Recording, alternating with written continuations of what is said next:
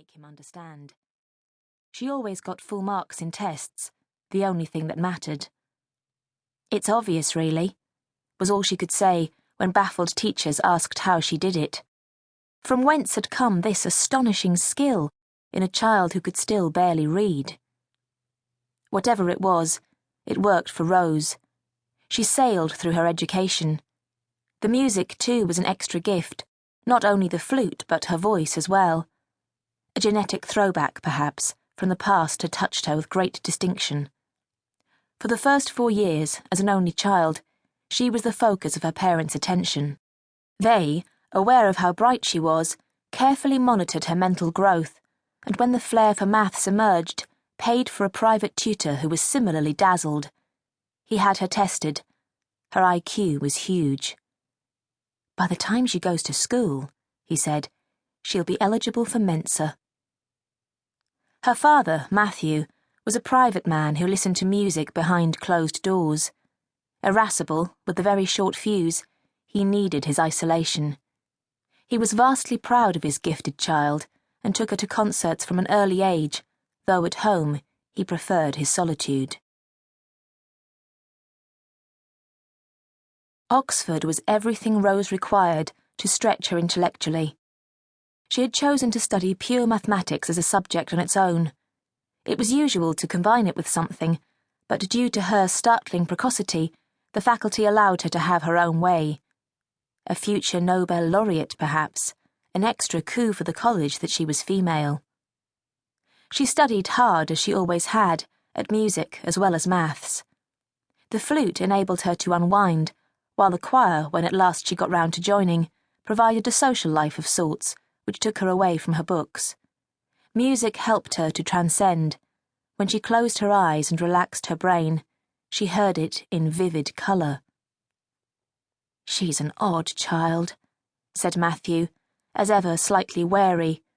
What had occurred when she was 6 still gave him occasional nightmares. He was always intensely proud of her, even though she wasn't that easy to love. She seemed surrounded by a wall of glass that made it hard to touch her. Though he ached to hug her, he knew she would not respond. "She gets it from you," her mother sighed, with a deep-seated axe of her own to grind. "She always was too clever by half, is never likely to find herself a husband." Which showed how little she knew her daughter.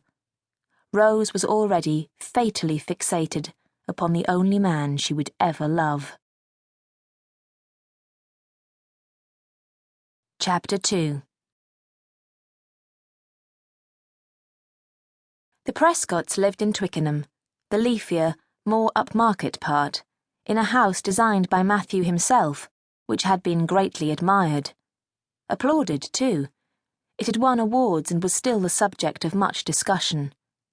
His name had been a byword for style before the world ever heard of Norman Foster. The rooms were spacious, with a 30s look, and the lawns ran down to the river. Rose and her much younger sister, Lily, had a tennis court and a croquet lawn. Lily would also have liked a canoe, but her parents would not permit it. Something had happened. She didn't know what, but her mother always sat with her back to the water. Bunty Prescott was a fading beauty with a waist the envy of women half her age. They had met in the early swinging 60s, when she, white-booted and smoky-eyed, had run a boutique in the trendy King's Road while Matthew was still a student. She had shared a house with a group of girls, which was how they had met. He was somebody's brother. Rose had arrived in their 2nd year, after which they had largely run out of things to say. Bunty kept an immaculate home and fretted about the state of her tea-cloths. Matthew worked longer and longer hours and had perfected the art of tuning her out. "Mum," said Rose, wearied by her constant fussing, "why don't you do something useful? Get a job."